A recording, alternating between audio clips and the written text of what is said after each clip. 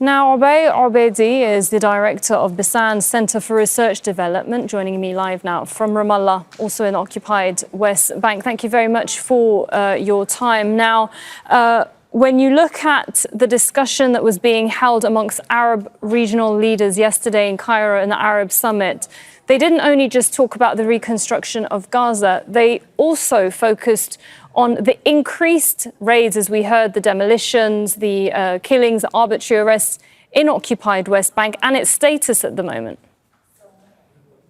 Well, this is, of course, very important. As you all know, that Israel, once it had the ceasefire in Gaza, it transferred its operations into the West Bank. And the West Bank is a totally different context than Gaza. In the West Bank, the PA, the Palestinian Authority, under the leadership of President Mahmoud Abbas, is in control, which does security coordination with the Israelis. But this, of course, did not protect the Palestinian population or did not stop the Israeli continued ethnic cleansing of the West Bank. They transferred their genocidal policies. We have seen, for example, over 1,000 checkpoints being erected all over the West Bank.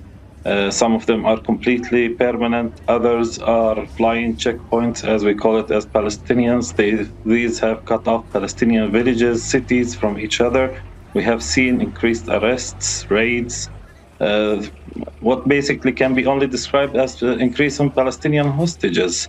It's the highest number of people detained under administrative detention, which is detained without any charge or due process.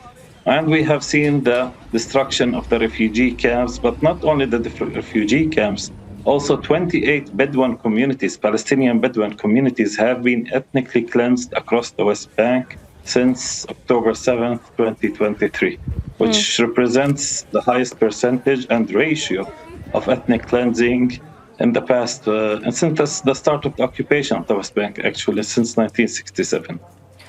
And when it comes to this current Israeli government, which was a far-right nationalistic government that has been insistent on expanding of those illegal Israeli settlements in occupied West Bank, what's the status now? Because it also looks like the military and those the Israelis in the forces rather are being able to get away with a lot of things without any accountability. Well, I said that, 3 years ago, that Palestinians do not have a right to life under the Israeli occupation, which can be translated that today any Israeli soldier and even armed settler, remember there are over 90,000 armed settlers in the West Bank, and those are forming their own militias, which according to estimates, there are over 22 terrorist militias that belong to settlers that carry out attacks against Palestinians.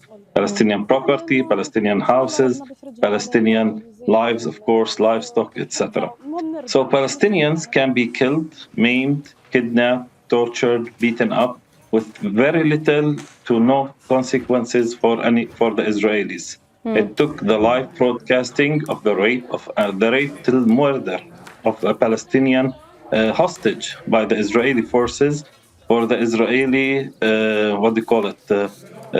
legal system to press charges against the soldiers, but they did not. They described the act of rape, but they did not charge them with rape.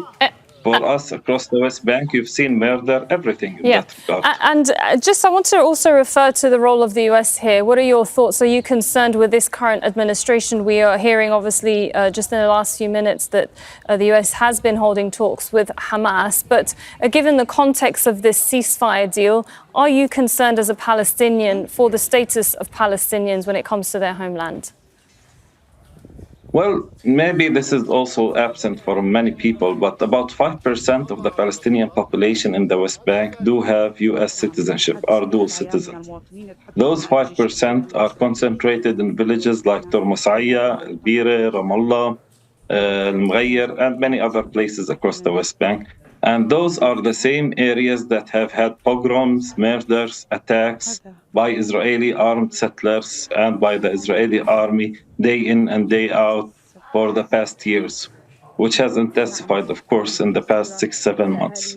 So when we're talking about the U.S. administration, of course, employs a double standard. It doesn't regard Palestinian lives matter, and it doesn't even regard the lives of its own citizens as mattering. If it were Israeli settlers or Israelis with US ID, US Yes. citizenship, the US administration would go all lengths to protect them. But when it comes to Palestinian Arab Muslims, even Christian Arabs, the US administration basically does not care. Okay. And this administration, I need to point out that the current ambassador to Israel is even more extreme than some of the ministers in this extremist government. He even refuses to say it's the West Bank. He says it's Judea and They Samaria. want to change the name. Which Okay. totally, There's been reports that they are asking them to use the term that Israelis use now. Ubai Aboudi, thank you very much for your time. I'm afraid we're running out. Director of Bisan Centre for Research Development. Thank you. Make sure to subscribe to our channel to get the latest news from Al Jazeera.